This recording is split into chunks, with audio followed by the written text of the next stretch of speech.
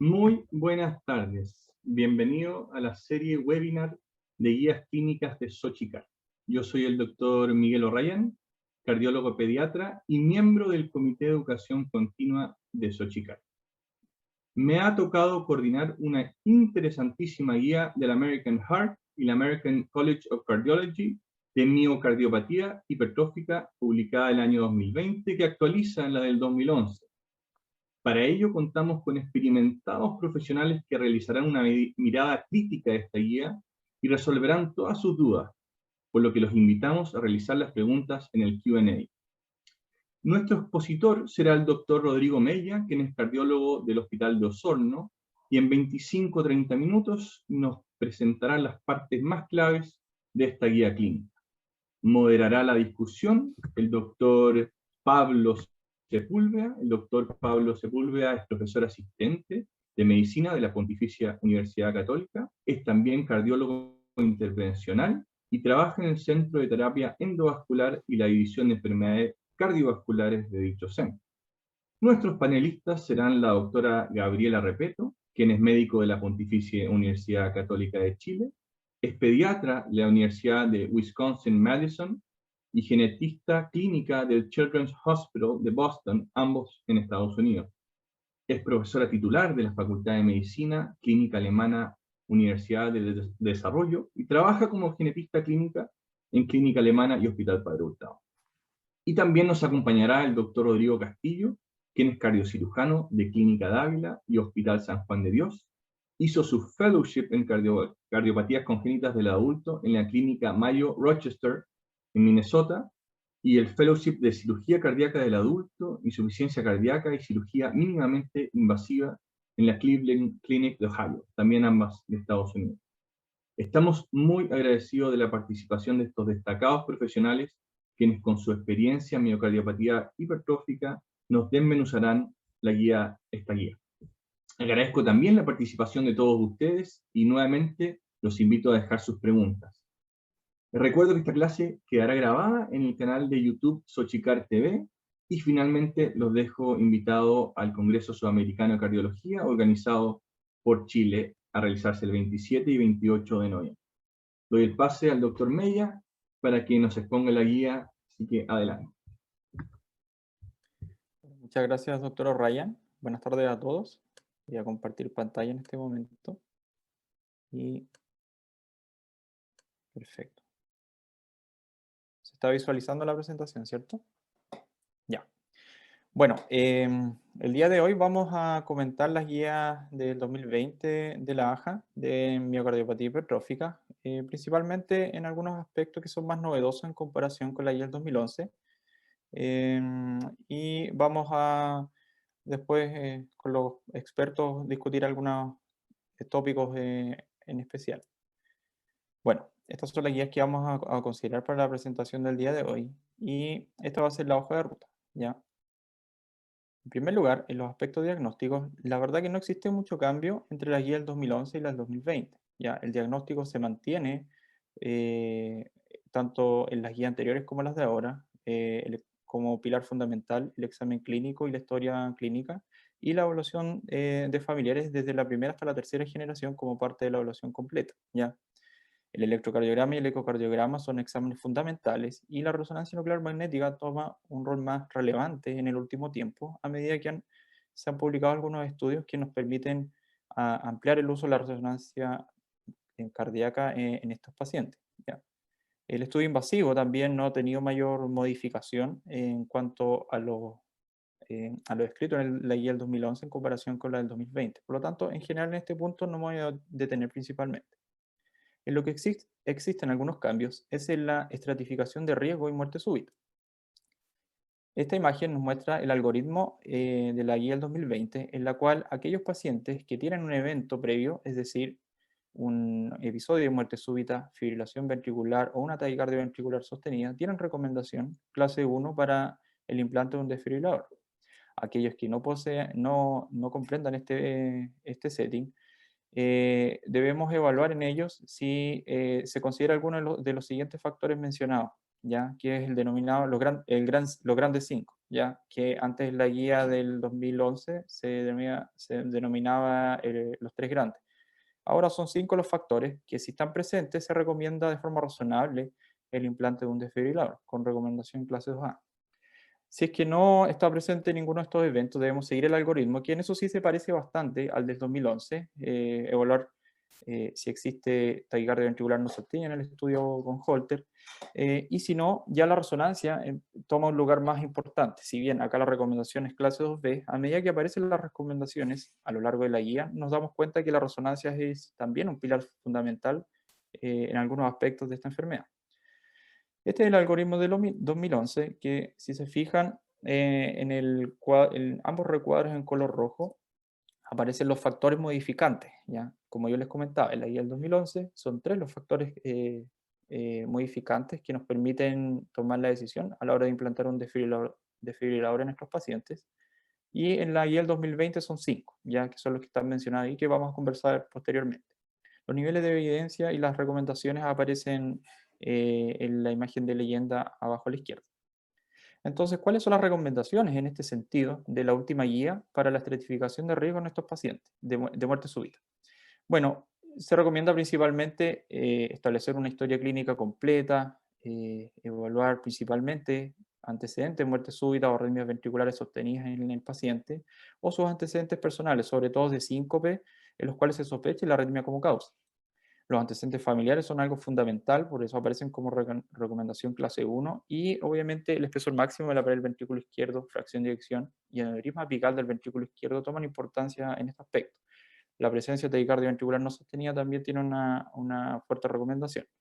Ahora, en comparación con la guía del 2011, en la guía del 2020 la resonancia tiene una recomendación con mejor poder de evidencia para su uso, ya sea para evaluar de mejor forma el grosor máximo de la pared ventricular y sobre todo para la evaluación de aneurisma apical del ventrículo izquierdo, y en el último tiempo mayor rol ha tomado la extensión de la fibrosis miocárdica con el uso del realce tardío gaudolino, que lo veremos posteriormente. Y la recomendación en mayores de 16 años se mantiene tanto en la guía del 2011 como en la del 2020, respecto del uso del ecocardiograma transtorácico. Entonces, ¿qué rol toma la resonancia en este sentido? Solamente para ilustrar un poco, toma un rol bastante importante, ya sea para la adopción del aneurisma apical, para aquellos, y también para el uso del realce tardío gaudolíneo. En esta gráfica a la izquierda podemos observar, en un estudio publicado en 2014 por la persona que más publica en miocardiopatía hipertrófica, podemos observar que la presencia de realce tardío gaudolíneo, sobre todo cuando es mayor a 15%, cambia brutalmente la sobrevida o la sobrevivencia libre de eventos de estos pacientes, sobre todo en muerte súbita. También se asocia a falla cardíaca y otros elementos adversos, pero este estudio fue principalmente en relación a muerte súbita. Podemos observar en la imagen de la derecha que ya sobre el 11%, sobre el 10% ya la incidencia de muerte súbita en estos pacientes es mayor. Por lo tanto, en base a este estudio y otros se estableció el 15% de realce tardío gaudolíneo como corte para estratificación de riesgo, los factores adicionales. Entonces, siguiendo con las recomendaciones, lo que ya comentábamos anteriormente, se mantiene, y por eso la resonancia nuclear magnética en este sentido toma un rol importante y tiene una recomendación clase 1 en nivel de evidencia B en este sentido. Ahora, siguiendo con lo mismo, la resonancia no solo nos aporta lo que es el realce tardío de gaudolino, también nos aporta la evaluación de mejor forma que el ecocardiograma 2D o transtorácico para la evaluación de aneurisma apical del ventrículo izquierdo. Se ha visto en diversos estudios que la presencia de aneurisma apical, que es una variante de la miocardiopatía hipertrófica, tiene eventos adversos a largo plazo mucho más marcados que otros tipos morfológicos o fenotípicos de la miocardiopatía hipertrófica. En la imagen de la izquierda podemos observar en color rojo que la ausencia de un aneurisma apical en pacientes con miocardiopatía hipertrófica tiene una sobrevida mejor o una supervivencia libre de eventos mejor que aquellos que sí la tienen, que está en color azul. Acá a la derecha se ejemplifica de mejor forma en esta gráfica la presencia de los distintos eventos, ¿ya? Si bien de forma global, en color azul pueden observar aquellos pacientes que tenían aneurisma apical del ventricular en comparación con los de color rojo. De forma global, la mayor cantidad de eventos ocurre en aquellos con aneurisma, ¿ya? No así la mortalidad, digamos, en sí, sino que más bien la presencia de eventos arrítmicos, sobre todo arritmias ventriculares y muerte súbita, la insuficiencia cardíaca y los eventos vasculares, que de una u otra forma igual van a afectar la sobrevida de estos pacientes. Entonces, respecto de las recomendaciones de implante de cardiodefibrilador en pacientes de alto riesgo, los pacientes de alto riesgo se denominan aquellos pacientes que cumplen estas 5 características que habíamos comentado anteriormente, ¿ya? Eh, y bueno, si existe más de un criterio en estos pacientes, ya se considera que se le debe ofrecer un desfibrilador. Ahora el nivel de recomendación cae un poco, pero igual se mantiene, ¿ya? Es decir, antecedentes atribuibles de muerte súbita en al menos un familiar de primer grado o de menos de 50 años, hipertrofia ventricular masiva, que se denomina aquella más de 30 milímetros de grosor de cualquier segmento ventricular, o un episodio reciente de síncope en los que se sospecha arritmia como causa, y lo que yo les comentaba anteriormente, la presencia de un aneurisma apical del ventrículo izquierdo, ¿ya? También la disfunción sistólica en estos pacientes, por criterio unificado es menos del 50% en este setting de pacientes, es decir, aquellos con miocardiopatía hipertrófica, es un criterio de alto riesgo para aquellos pacientes con miocardiopatía hipertrófica a la hora de decidir sobre un cardiodesfibrilador.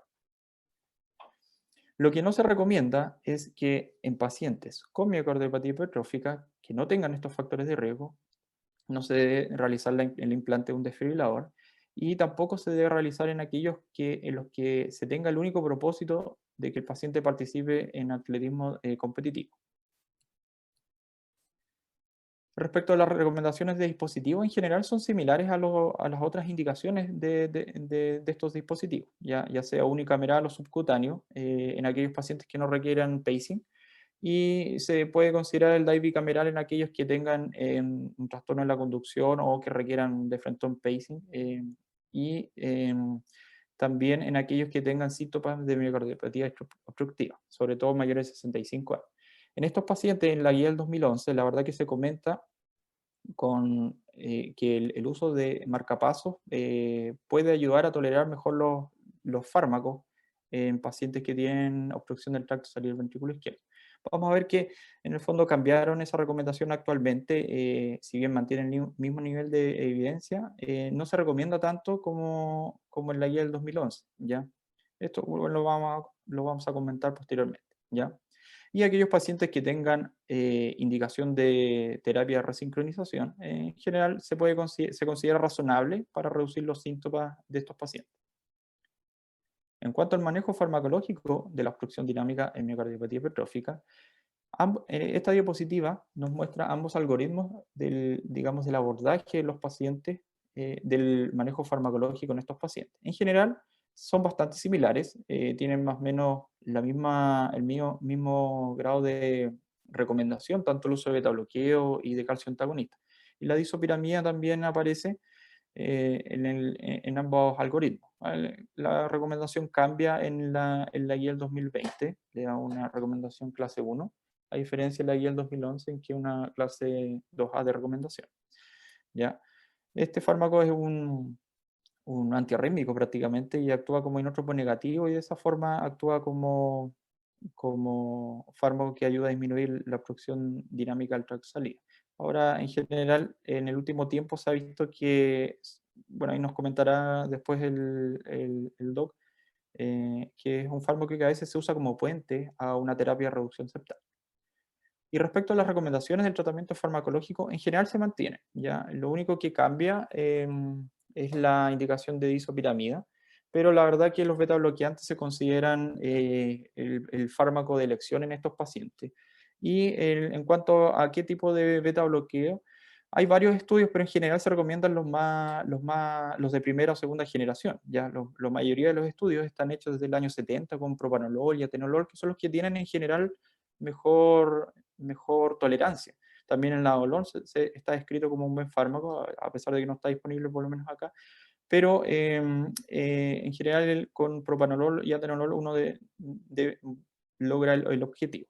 Lo que no se recomienda tanto es el uso de bisoprolol, a pesar de que es más cardioselectivo y todo, pero en este setting de pacientes parece que produce un poco más de vasodilatación y un poco de intolerancia al fármaco. Por lo tanto, considerar siempre los de primera o segunda generación. En caso de que no los tolere, aparece como recomendación clase 1 el uso de calcio antagonista, y esto no ha cambiado en relación a la guía del 2011.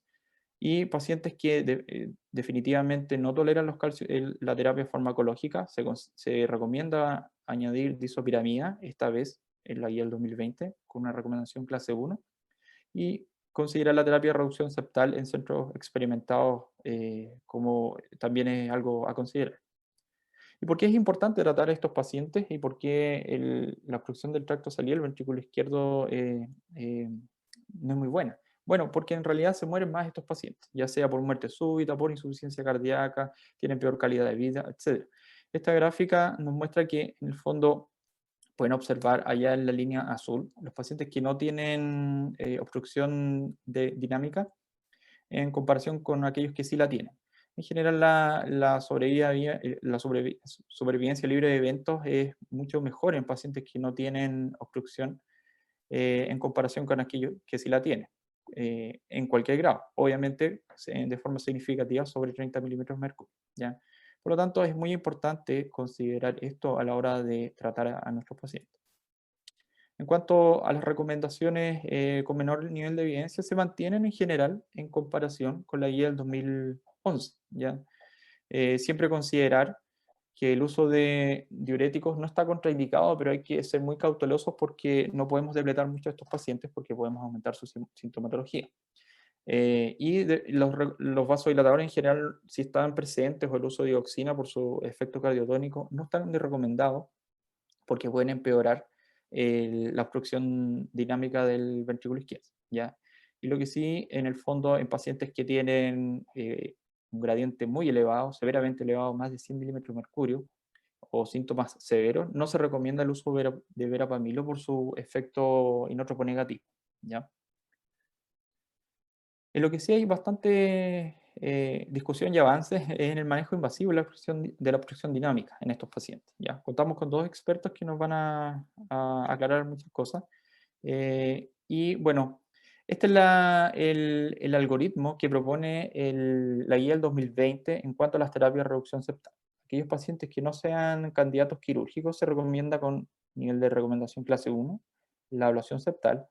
Y en aquellos que sí sean candidatos se considera la mioctomía, o si en el fondo son anatómicamente favorables, ¿ya? ¿Qué cambia en comparación con el algoritmo del 2011? Bueno, como ustedes pueden observar, los niveles de recomendación cambian bastante, ¿ya? Antes la recomendación para la mioctomía era clase 2A y la ablación septal 2B, pero ahora ambas son clase 1 y el nicho obviamente es seleccionar adecuadamente los pacientes. Entonces, ¿cuáles son las recomendaciones? En general, estas terapias se pueden llevar a cabo. La miectomía quirúrgica se recomienda sobre todo en aquellos pacientes que tengan anatomía favorable, sean candidatos quirúrgicos favorables, tengan alguna otra alteración anatómica concomitante que requiera cirugía. Y eso va a ser una recomendación, es una recomendación clase 1, ¿ya? Ambas terapias se recomiendan en centros experimentados. Y la ablación septal debe considerarse en pacientes con algunas con comorbilidades o cuando el riesgo quirúrgico es demasiado alto. Entonces, en el fondo son pacientes más frágiles. Ahora, ¿por qué una terapia y por qué la otra? ¿O por qué no considerar una por sobre la otra? La verdad que existen varios estudios, la mayoría son retrospectivos y observacionales, pero en el último tiempo aparecieron varios metaanálisis. ¿Ya? De hecho, esos metaanálisis están puestos como recomendación o como referencia bibliográfica en la guía del 2020.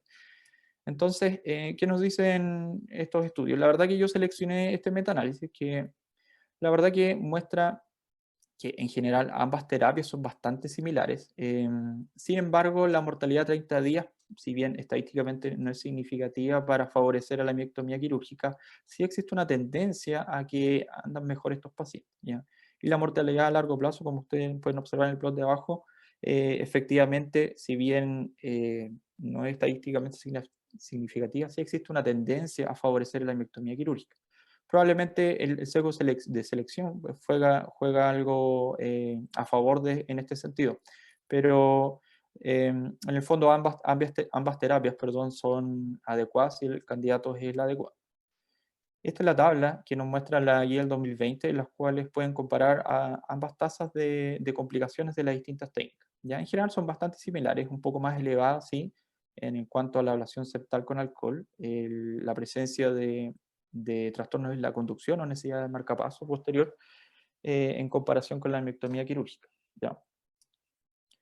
Entonces, las obstrucciones para el tratamiento invasivo de la obstrucción dinámica, en aquellos pacientes en que, bueno, ya conversamos las recomendaciones de clase 1, pero en aquellos pacientes que tienen factores adicionales, como por ejemplo, hipertensión pulmonar severa, en la cual se cree que es relacionada a la obstrucción dinámica o insuficiencia mitral, una aurícula severamente dilatada con al menos un episodio de fibrilación auricular sintomática o una mala capacidad funcional, o gradientes muy elevados, se recomienda la cirugía, es decir, la miectomía quirúrgica por sobre la ablación septal. ¿Ya? Recordemos que la fibrilación auricular en estos pacientes es muy mal tolerada y esto genera muchos síntomas en estos pacientes.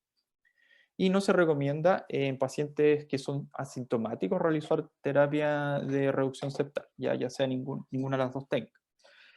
Y en aquellos pacientes que son candidatos a reducción septal, el solo hecho del reemplazo de válvula mitral no debe realizarse con el único propósito de aliviar la obstrucción dinámica.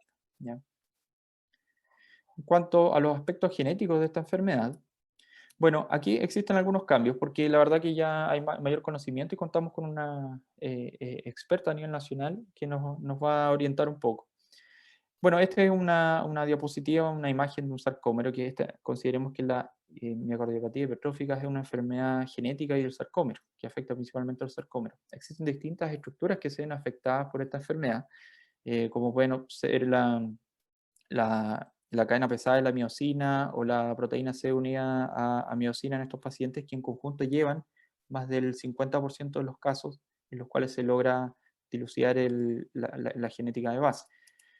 Ahora, ¿qué es importante en estos pacientes? Que en cuanto a los aspectos genéticos, todas las recomendaciones son prácticamente clase 1, en comparación con la guía del 2011, en la cual la recomendación no tenía tanto nivel de evidencia. ¿Ya? Hoy en día se recomienda test genético tanto al paciente como a sus familiares hasta 3 generaciones como parte de la prueba inicial. ¿Ya? También nos permite dilucidar la base genética y de esa forma dar una mejor atención y cuidado a estos pacientes.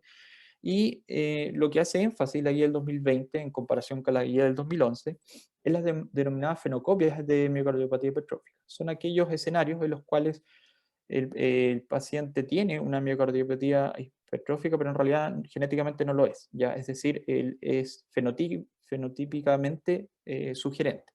¿Ya? Y esta tabla nos muestra algunas de las distintas causas de fenocopia. En general son enfermedades genéticas, la mayoría de mal pronóstico, enfermedades de depósito, enfermedades de Danon, amiloidosis, enfermedades de Fabry, entre otras, ¿ya? Que en el fondo probablemente hay un subdiagnóstico de estas patologías, ¿ya? Pero sí hay que considerarlas a la hora de tener un paciente con miocardiopatía hipertrófica.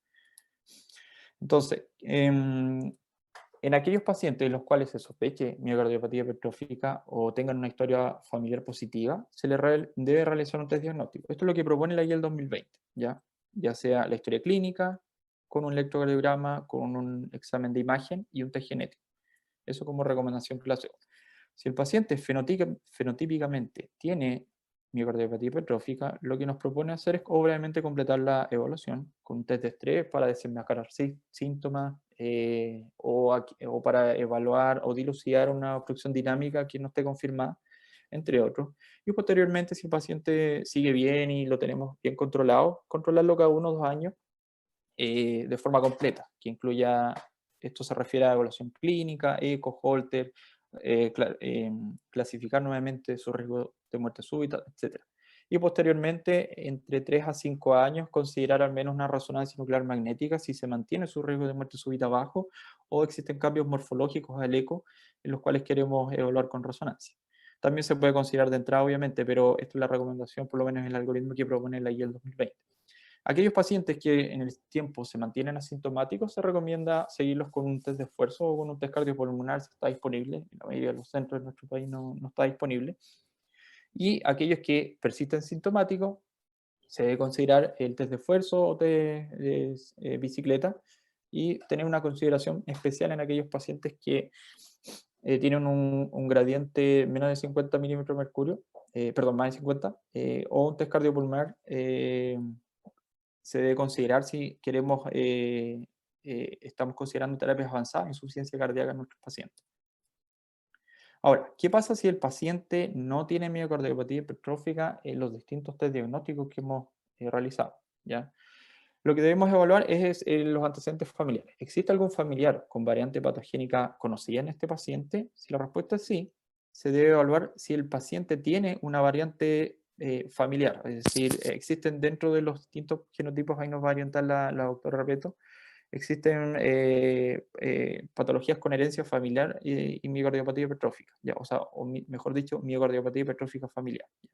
Si este no es el escenario, la verdad que no se recomienda con un nivel con una recomendación clase 2B no realizar más pruebas, ¿ya? Y lo que sí se debe hacer es revalorar la clasificación de variantes. Ahora, si no existe familiar con variante patogénica conocida, se debe realizar tamizaje. Este tamizaje debe incluir electrocardiograma y ecocardiograma, y resonancia si el ecocardiograma no es concluyente o no se puede visualizar bien algún segmento o sobre todo el ápex del ventrículo izquierdo, y según la tabla de tamizaje que propone la guía. En caso de que esto está presente o es desconocido, en cuanto a pacientes con variante familiar, se debe continuar con el tamizaje, electrocardiograma y ecocardiograma, o dicho de otra forma, electrocardiograma más una imagen.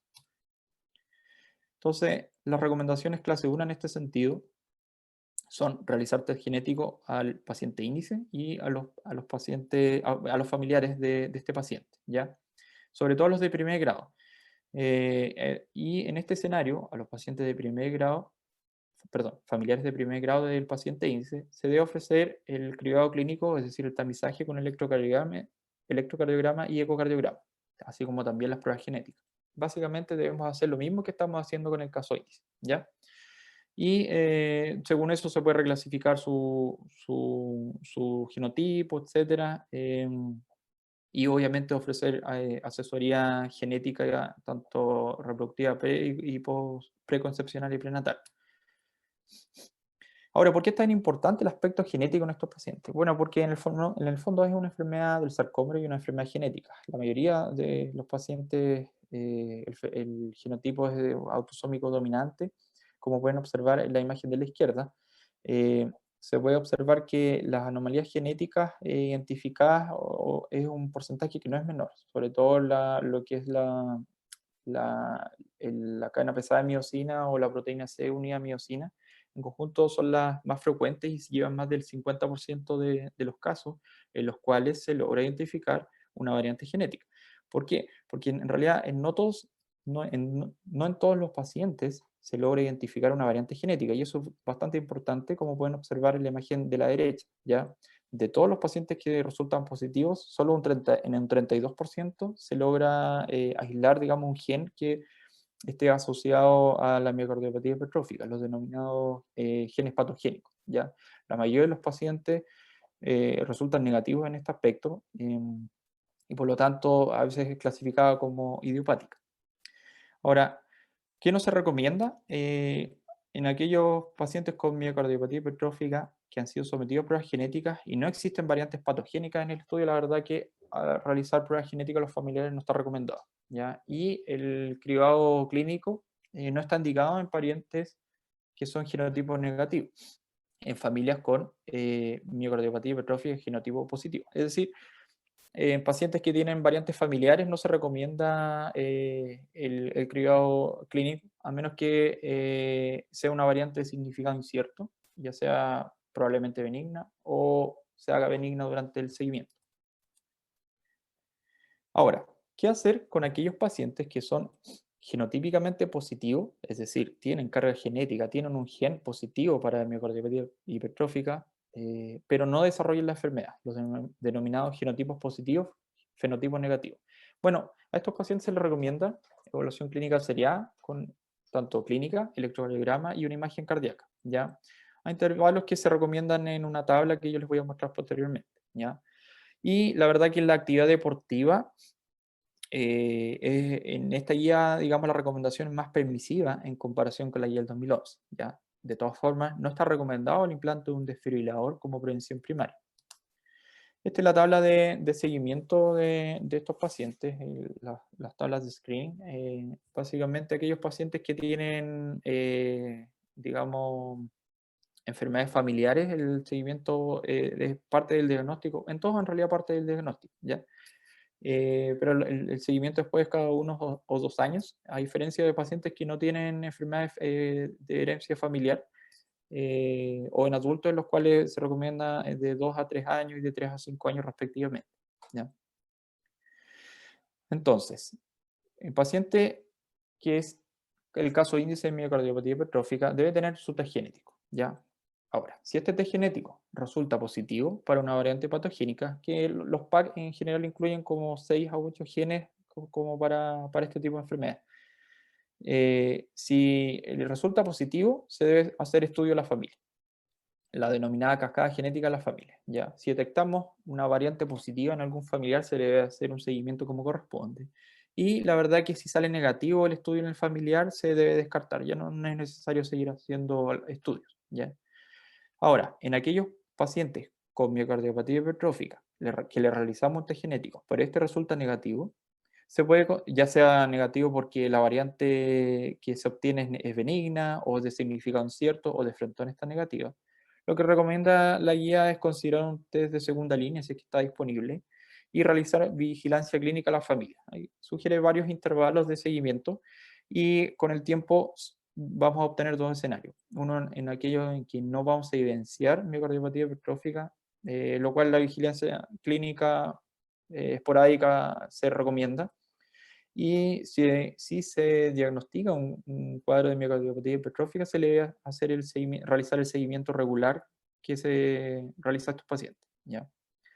Ahora, obviamente, siempre hay que estar reevaluando porque puede que se pueda reclasificar la variante del paciente, ¿ya? Estas son las recomendaciones del 2011. Solo comentarles que en el cuadro en color amarillo aparece como recomendación clase 2A el test genético en el caso índice, y en la guía del 2020 es recomendación clase 1. Esto obviamente porque han aparecido más estudios y se entiende más la enfermedad. Y por último, en algunos escenarios especiales, por honor al tiempo y respeto a los panelistas, voy a hablar solo de la actividad deportiva, ¿ya? Respecto a la actividad deportiva, estas son las recomendaciones de la guía del 2020, ¿ya? La mayoría de los deportes recreativos, ejercicios de leve a moderada intensidad, se recomiendan en estos pacientes porque permite mejorar tanto su calidad de vida, su estado de ánimo, y la verdad que no se asocia a eventos adversos mayores. Lo vamos a comentar en una diapositiva que viene. Para aquellos atletas que tienen miocardiopatía hipertrófica, se recomienda la evaluación integral y una discusión con expertos en el tema para poder determinar si el paciente puede o no seguir participando en el deporte que está realizando, ¿ya? Esto es un poco más permisivo que en la guía del 2011. Y para la mayoría de los pacientes con miocardiopatía hipertrófica, ellos pueden realizar deportes competitivos, pero de baja intensidad, incluso de intensidad intermedia. Y en aquellos pacientes que son genotípicamente positivos, es decir, tienen el test genético positivo, pero no desarrollan la enfermedad, ellos pueden realizar cualquier tipo de actividad física. ¿Y por qué es importante que los pacientes realicen actividad física teniendo miocardiopatía hipertrófica? ¿Ya? Bueno, existen varios estudios. Este fue publicado en el 2017 en el JAMA, en el cual se separaron en 2 grupos: aquellos que realizaban su actividad usual y aquellos que se les indicó una pauta de ejercicio por 4 meses. ¿Ya? Los grupos eran más o menos similares y se vio en el seguimiento que en general estos pacientes tenían mejor tolerancia al ejercicio, mejor capacidad funcional prácticamente, ¿ya? Y eso no fue a expensas de eventos adversos. Es más, de hecho, en aquellos pacientes que fueron sometidos a digamos, esta pauta de ejercicio, no desarrollaron eventos de síncope, a pesar de que el volumen de muestras es bajo, pero no tuvieron eventos relacionados a síncope o arritmias malignas o arritmias supraventriculares, ¿ya? Así que la verdad que en realidad se puede realizar ejercicio físico en pacientes con miocardiopatía hipertrófica, siempre obviamente que lo toleren, ya sea de intensidad leve a moderada. Y en general las recomendaciones del 2011 son menos permisivas, ya clases A y contraindicadas en algunos escenarios, bueno, sobre todo en pacientes candidatos a reducción septal o gradientes muy severos, ¿ya? Y les quiero comentar esta diapositiva. Esta es la recomendación para la actividad deportiva de la guía del 2011, ¿ya? En esta recomendación, la actividad física se dividió en 3 grupos. Intensidad física alta, que se considera para la publicación más de 6 METs, moderada entre 4 y 6 METs y baja en menos de 4 METs. ¿Ya? Ahí pueden ver las distintas actividades deportivas relacionadas a estas 3 categorías. Y se les asignó un puntaje de recomendación que va desde el 0 al 5, siendo 0 no recomendado o contraindicado y 5 fuertemente recomendado. ¿Ya? Los niveles intermedios son recomendaciones intermedias. Entonces, en general, si ustedes pueden observar, la actividad física moderada y baja, de baja intensidad, es fuertemente recomendada en estos pacientes, no así la de alta intensidad. Entonces, ya para terminar, las recomendaciones del 2020 en general hablan de que se puede ser un poco más permisivo en aquellas actividades físicas de intensidad un poco más que moderadas, siempre cuando la discusión sea evaluada en conjunto con el equipo tratante, consultar a expertos, etc. ¿Ya? Siempre hay que considerar el riesgo de muerte súbita que puede estar relacionada a estos pacientes y las descargas apropiadas que puede tener el paciente que sea portador de un desfibrilador, ¿ya? Y no está indicado el implante de un desfibrilador con el único propósito de participar en atletismo competitivo, ¿ya? Esto está de manifiesto en ambas guías, con el mismo nivel de recomendación. Y eso es lo que yo les quería comentar. Muchas gracias.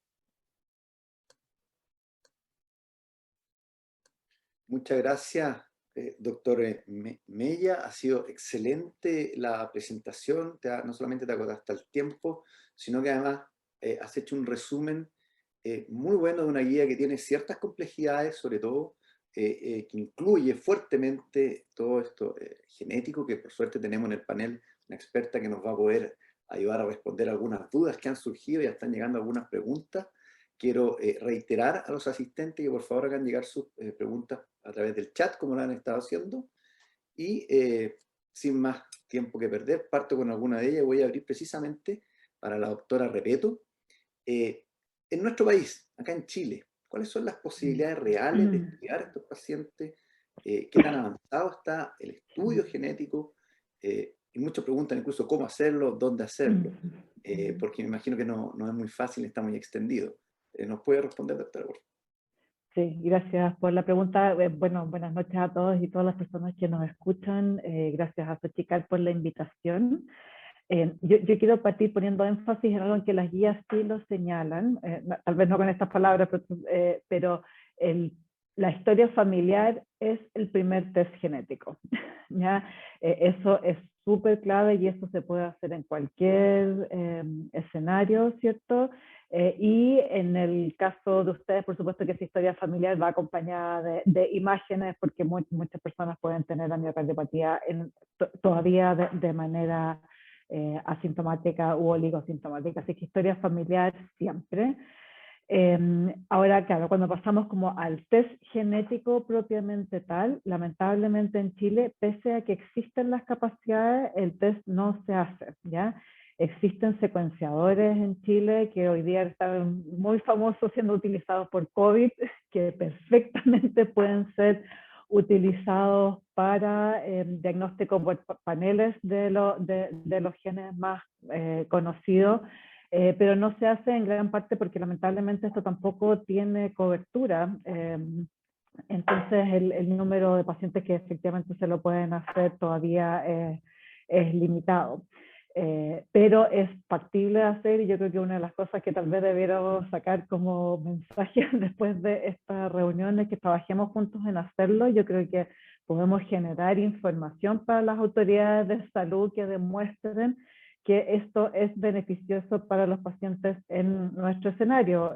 Como dijo Rodrigo, identifica personas en riesgo, permite evitar que personas que tal vez no necesiten hacerse screening periódico se lo hacen, permite identificar a personas que pudieran ser candidatos a usar un DAI antes que nuestras indicaciones. Entonces yo creo que tenemos, si bien la literatura afuera existe, yo creo que tenemos el deber de generar información acá para que esto se pueda hacer acá con cobertura.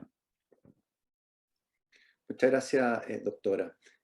Doctor Mella, Rodrigo, una pregunta que está llegando aquí a través del chat que me gustaría si pudieras reiterar un poco el esquema de tratamiento médico, pero lo están preguntando nuevamente, cuando uno tiene un paciente con miocardiopatía hipertrófica obstructiva, tú partes por el beta bloqueo primero, partes por los calcio antagonistas. Por favor, reitéranos eso. Gracias. Bueno, la primera línea de enfrentamiento farmacológico en nuestros pacientes es el uso de beta bloqueo, ¿ya? El simple y no por eso bien mal ponderado atenolol o propranolol, ya son los que más evidencia tienen. Desde el año 70 que tienen estudios en estos pacientes. A pesar de que uno puede pensar que los beta bloqueadores más nuevos pueden ser mejores, en general no andan tan bien en estos pacientes, salvo el metoprolol. Pero en general la primera línea siempre es el beta bloqueo. Los calcio antagonistas deben ser considerados en aquellos pacientes que no los toleran, es decir, como segunda línea. Ahora igual son fármacos que andan bastante bien en estos pacientes. Gracias. Y yo quiero insistir en un punto, ¿eh? No tiene que ver solamente con la tolerancia, sino que tiene que ver con una cosa fisiopatológica, y es que tratemos de evitar los beta bloqueantes con efecto vasodilatador. La vasodilatación va a aumentar el gradiente, y eso, aunque sea bien tolerado, a la larga expone al paciente a peor evolución, más síntomas y también probabilidad de arritmia. Muchas gracias, Rodrigo. Doctor Castillo, otro Rodrigo, Rodrigo 1, Rodrigo 2, estamos pimponeándonos entre Rodrigos. Aquí hay una pregunta bien interesante que dice relación con la hipertrofia de los músculos papilares. A ti como cirujano te ha tocado ver esto en algunos pacientes, me imagino.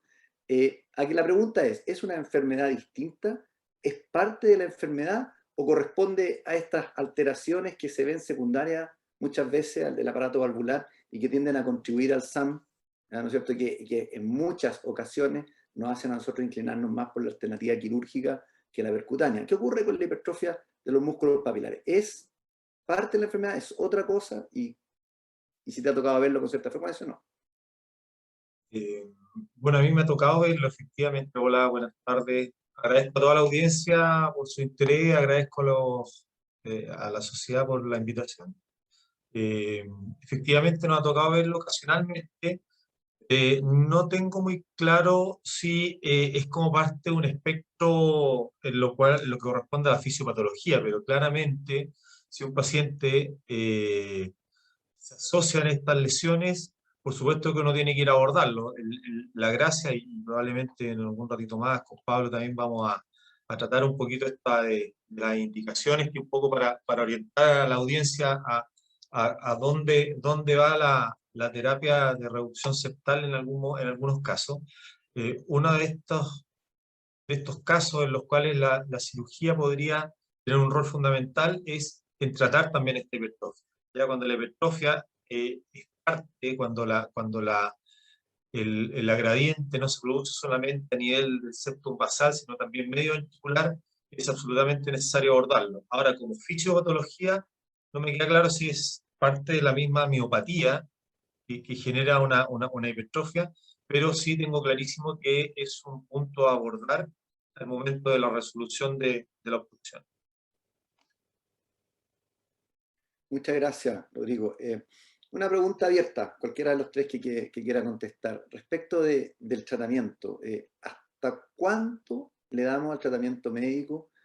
¿Cómo guiamos la respuesta a la terapia? O sea, ¿en qué minuto nosotros evaluamos que el paciente no está respondiendo bien a la terapia de primera línea, sea esta con un beta bloqueante, con calcio antagonista u otro? ¿En qué minuto deberíamos plantear la terapia de reducción septal, ya sea quirúrgica o percutánea? ¿Con qué se guían ustedes para evaluar al paciente?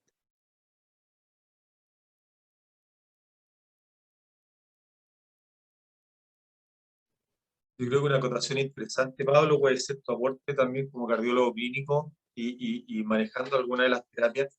porque cuando nosotros nos llegan los pacientes, en general, son pacientes que han tenido, primero que todo, falla de tratamiento médico y son sintomáticos. Entonces, ahora en la delgada línea donde algunos de ellos vienen, efectivamente hemos tenido que enfrentar pacientes que tienen síntomas que son leves a moderados, que probablemente su sintomatología puede ser gatillada con mayor ejercicio o algunos exámenes específicos, pero se asocian a algún grado de crecimiento de la aurícula. Son pacientes que en general en el seguimiento se ha notado una modificación anatómica o fisiológica. Tal vez en ese grupo es interesante ver la delgada línea, porque supongo que todos coincidiremos en que todos los pacientes donde el tratamiento médico no ha tenido un buen resultado y el paciente sigue sintomático, ya sea con síntomas moderados o mayores, claramente la terapia de reducción septal tendría indicación. Ahora, cuál y dónde realizarlo y todo eso podemos tratarlo después, pero un poco para filtrar este punto de cuándo tendríamos que pasar al siguiente paso, yo creo que sería interesante conocer la opinión de ustedes también como clínicos, en el sentido de dónde está esa delgada línea. Los obvios los sabemos, pero la delgada línea a lo mejor es interesante conocerlo. Es que creo que eso es muy importante, y también lo mencionó Rodrigo en su presentación. Cuando uno tiene estos pacientes, a lo mejor no tiene todos estos factores de riesgo, pero empieza a ver algunos. Y en ese sentido te da un punto importante, el tamaño de la aurícula izquierda, que muchas veces incluso se había incorporado en algunos predictores de riesgo, ¿no es cierto? Eso es importante, ese remodelado que se ve, a uno nos debiera estar alerta que el paciente puede estar no respondiendo bien. La capacidad funcional, ciertamente, y muchas veces el gradiente, como decía muy bien Rodrigo en la presentación, si no logro un gradiente dinámico, o sea, significativo, someter al paciente ya sea a un test convencional, un test de esfuerzo convencional, como plantea la guía, u otro, para ver si puedo desencadenar el gradiente. Desde mi punto de vista, también la presencia de arritmias. Puede que no tengamos la taquicardia ventricular, ¿no es cierto?, clásica, pero si el paciente está con mucha extrasistolía, dupletas, tripletas, a pesar de estar con beta bloqueo adecuado o con calcio antagonista, creo que uno también debiera estar atento en este paciente que pronto pudiera deteriorarse, y en ese caso uno tiene que ser más activo en buscar no solamente la presencia de gradiente, sino de evaluar las terapias de reducción septal. No sé si Rodrigo está de acuerdo con eso, de acuerdo a lo que revisaste en la guía. No, sí, sí, totalmente, totalmente. También a veces depende de paciente a paciente, porque em, también hay pacientes que toleran de buena o mala forma el beta bloqueo, entonces a veces dificulta más las cosas. Y lo otro que también hay un fenotipo de expresión más tardía, sobre todo en mujeres, que a veces no llegan a rangos, digamos, como para terapias de reducción septal, sino que andan bien con fármacos. Entonces es una mezcla de todos estos puntos. Perfecto. Antes de pasar a la terapia de reducción septal, que la hemos mencionado bastante, doctora, repito que hay una pregunta, a lo mejor se ha repetido. ¿El costo aproximado, sabe usted, del estudio? Sí. Claro, habitualmente, o sea, uno parte, como decía Rodrigo, por el caso índice, ¿cierto? La persona que consulta que tiene la condición. Para esa primera persona, en la familia habitualmente lo que nosotros solicitamos es un panel, o sea, leer o secuenciar la letra, al menos de estos 8 genes conocidos, como mencionó Rodrigo, hay un par más frecuentes, hay otros menos frecuentes. Y yo te diría que el costo de eso, incluyendo el envío afuera, es como alrededor de 300 a 500 mil pesos más o menos. Una vez que se identifica la variante causal en la familia, después el test para el resto de los familiares es acotado, porque uno va a buscar solamente esa variante, no necesita hacer el panel completo, porque en el fondo uno supone que sería la misma variante en la familia, y ese costo es una fracción de eso. Yo creo que hace como en torno como a 100 mil pesos, e incluso hay algunos laboratorios que ofrecen testeo gratuito de los familiares del caso de índice si es que se encuentra una variante patogénica. Ese es más o menos el rango. Entonces, son relativamente buenas noticias, doctora, porque lo que yo tenía por lo menos en mente eran valores bastante más altos de lo que usted nos está contando. O sea, claro, esto ha evolucionado en el último tiempo, pero Sí. a ver, no es barato, ¿no es cierto? Pero en comparación con otros exámenes que utilizamos en clínica, está dentro de lo apropiado, Porque, los de beneficios que todas tiene. maneras, ¿Ah? ¿Sí o no? sí, nosotros siempre decimos eso, está más barato que estar haciendo de resonancia a la persona o estar claro, en algún escenario de test más sofisticado. Así Sí. que sí, es cada vez más factible y de hecho, bueno, lamentablemente, como decía en la pregunta anterior, esto no tiene cobertura, pero por ejemplo hay algunas familias en que hacen una vaca entre todos y entre todas las familias financian el testeo del caso índice y después de eso, como en el entendido de que eso no solamente es beneficioso para la persona, sino que también puede ser informativo para el resto de la familia, entonces cofinancian el primario. Perfecto. Doctora, siguiendo en la misma línea, me están llegando muchas preguntas de aspecto genético. ¿Qué factores debemos considerar acá? Preguntan para la evaluación y consejería en contexto de una paciente con miocardiopatía hipertrófica y que desee embarazarse o posibilidades de embarazo. ¿Algo de consejería al respecto? Sí, bueno, nosotros tratamos de no usar la palabra consejería genética porque consideramos que es un poco paternalista. Usamos asesoramiento en el fondo de tal manera de educar a las personas que puedan entender su condición, entender las implicancias de las terapias. Así que mucho de lo que ustedes hacen educando a sus pacientes es asesoramiento. Ahora, cuando una persona está, o sea, cuando una mujer está embarazada, o sea, o su pareja tiene miocardiopatía hipertrófica, porque esto puede ser heredado de cualquiera de los dos miembros de la familia, y la variante patogénica es, o sea, en el fondo en ese escenario, cualquiera de los dos miembros de la pareja que tenga esta condición, sus hijos tienen un 50% de chances de heredarla. Y si se conoce la variante en la familia, hoy en día existen opciones de diagnóstico preimplantacional, o sea, en cuanto a estudiar el embrión antes de implantar, diagnóstico prenatal, ¿cierto? Y también, por supuesto, diagnóstico postnatal, y las decisiones un poco van a depender de cada familia, entendiendo de nuevo que hay algunos exámenes que son más invasivos y por lo tanto de mayor riesgo, y que esta es una condición que, salvo algunas situaciones pediátricas, la mayoría de las veces se desarrolla en el adulto. Muchas gracias, doctora.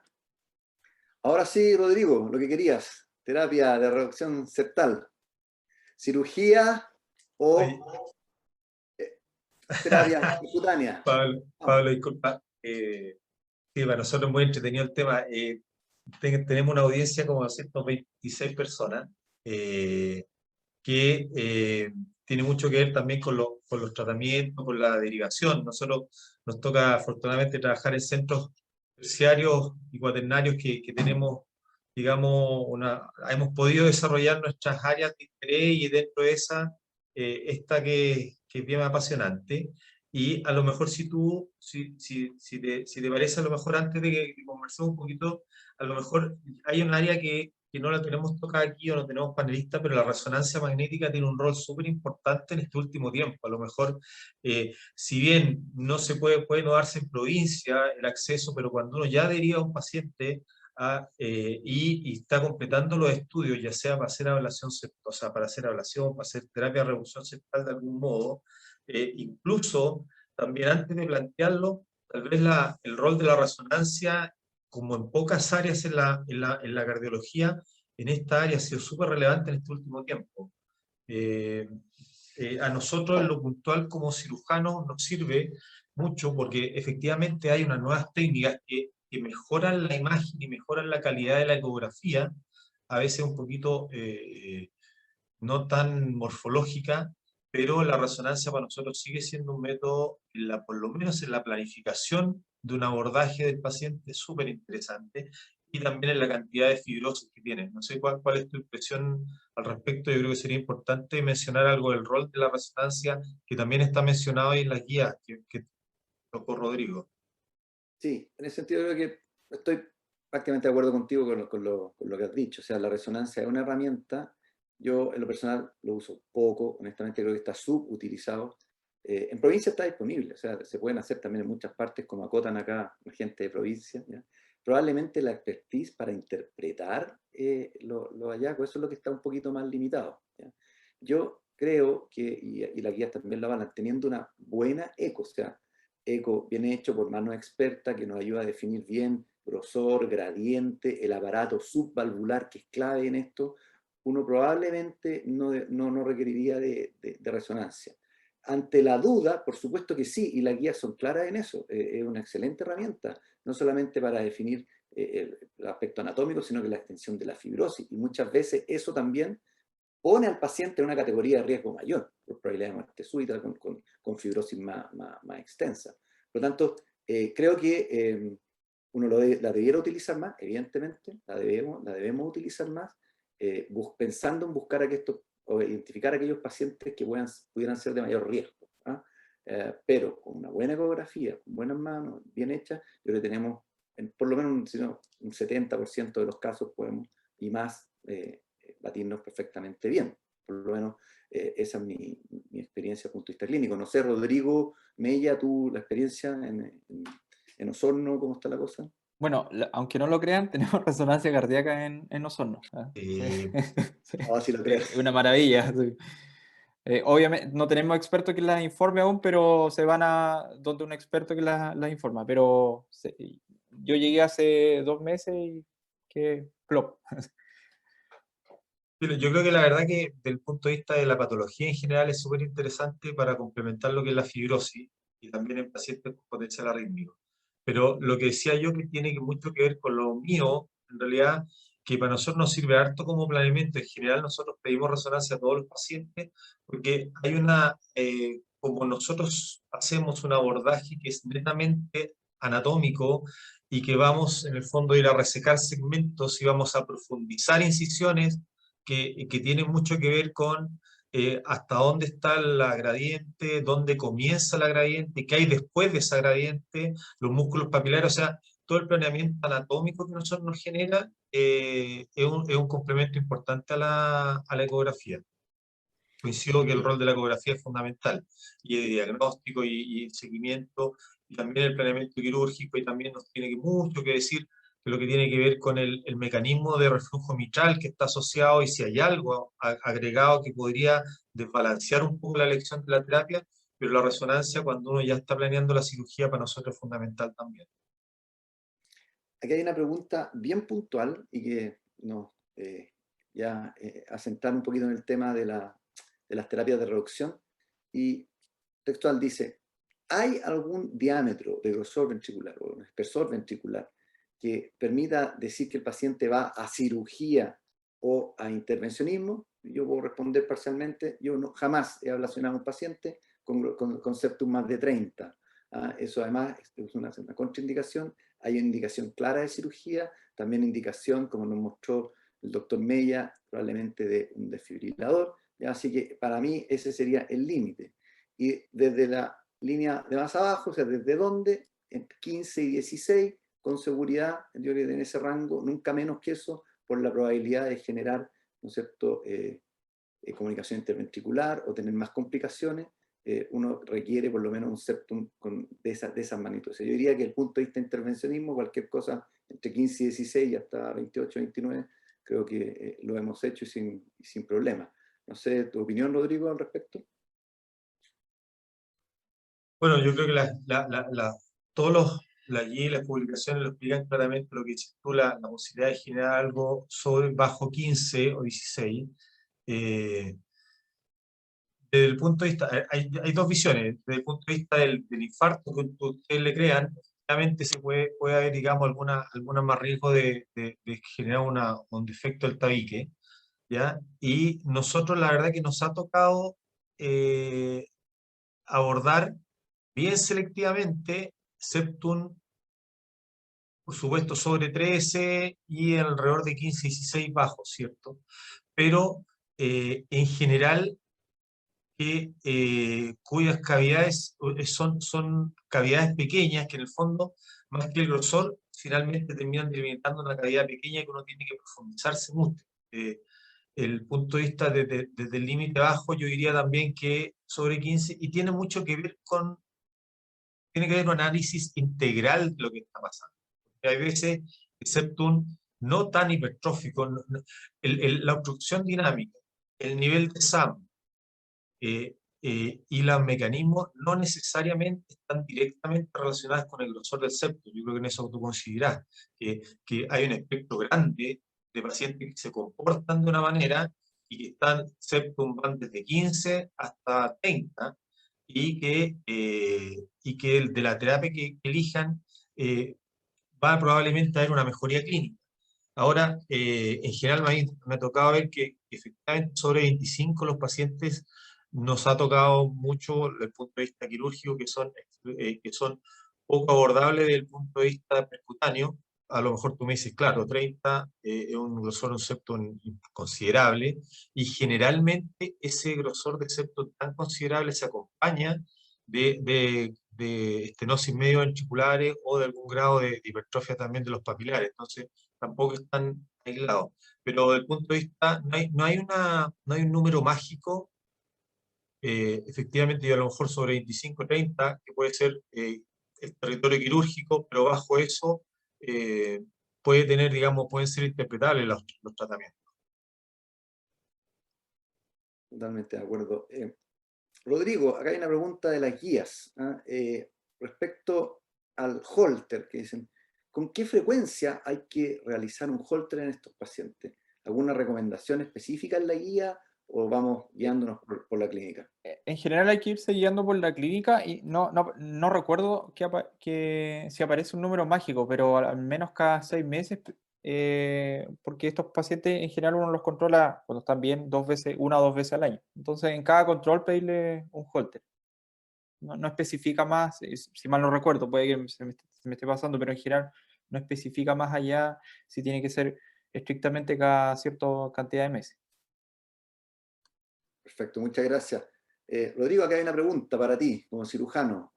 ¿Con qué frecuencia te toca en pacientes con miocardiopatía hipertrófica tener que intervenir la válvula mitral, es decir, aparato subvalvular o la válvula en sí? A ver, una pregunta bien interesante que primero que todo es baja, ¿ya? Baja estamos hablando de que en la grande serie entre el 6 al 15% de las miectomías septales o la hipertrofia tratada desde el punto de vista quirúrgico requieren algún acto sobre la válvula mitral. Yo diría que alrededor del 10%, para quedarse con un número mágico, que uno debería abordar la válvula mitral. Ahora, en general, es una visión que ha sufrido algún análisis histórico,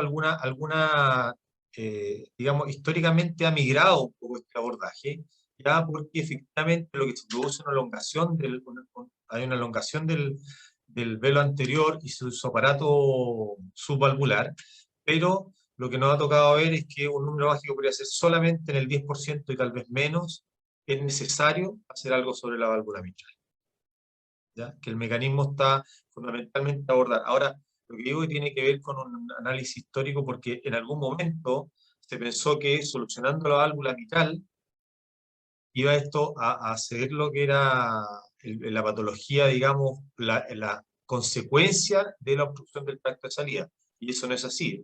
Como se tiene bien claro ahora que es una miopatía, el abordaje tiene que ver con el septum.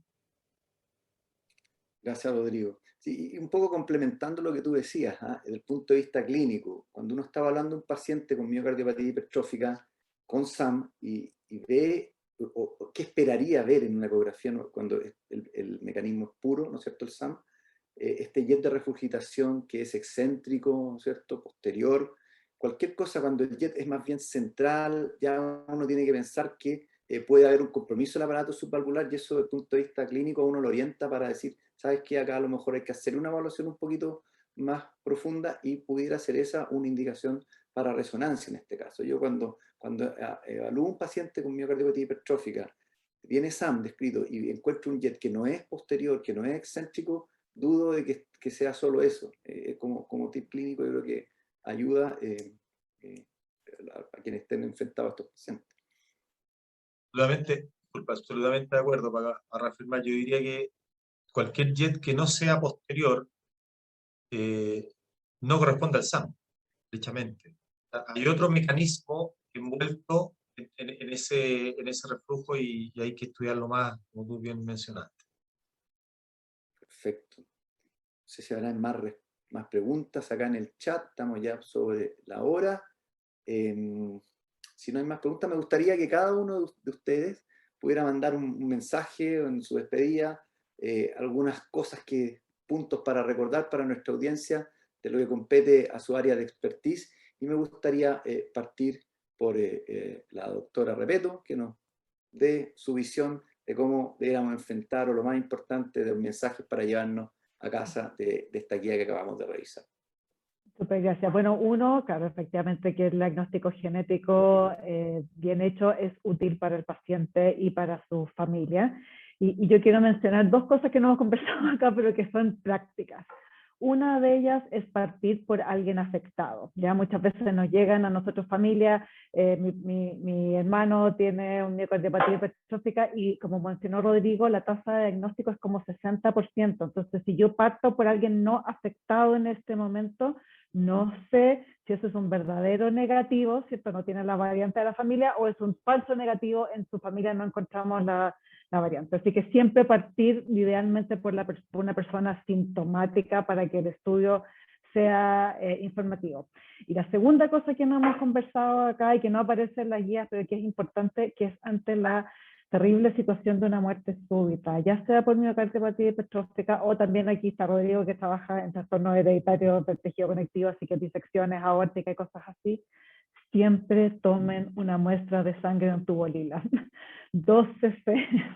El ADN es una molécula súper estable, lo pueden poner en un refrigerador, lo pueden dejar arriba de un mesón y todo, y esa terrible situación del fallecimiento de una persona, pero si tenemos una muestra, podemos hacer que eso puede permitir un diagnóstico en otros familiares que en este momento estén asintomáticos. Entonces, de nuevo, no estaba en el tema, pero nos pasa una y otra vez que no tenemos cómo estudiar a una familia porque no hubo una muestra de esa persona que lamentablemente falleció.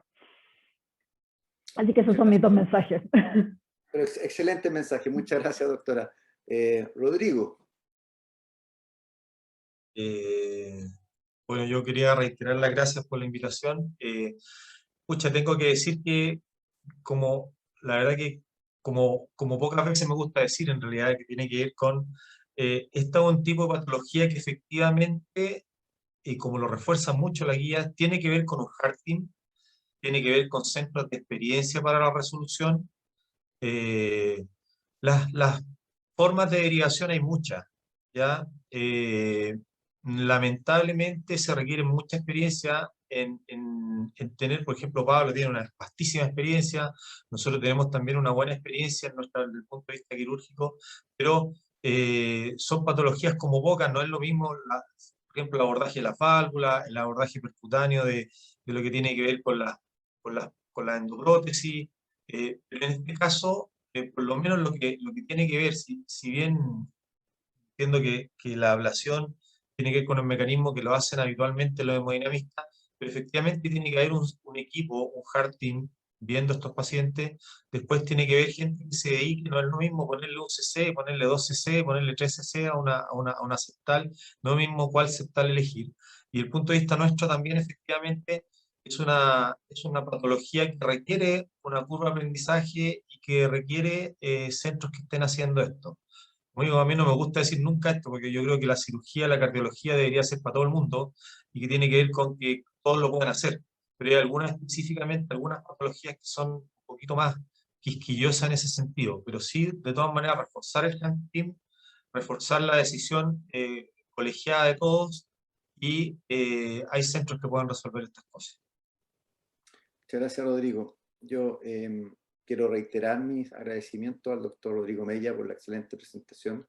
Creo que la guía, son muchos puntos nuevos los que ha tocado, fundamentalmente en cuanto a la evaluación del riesgo. Y yo me quedo con la sensación de que, sin entrar en los detalles ultra técnicos, porque no era la idea de esta presentación de la guía, sí reforzar el último punto que dijo el doctor Castillo.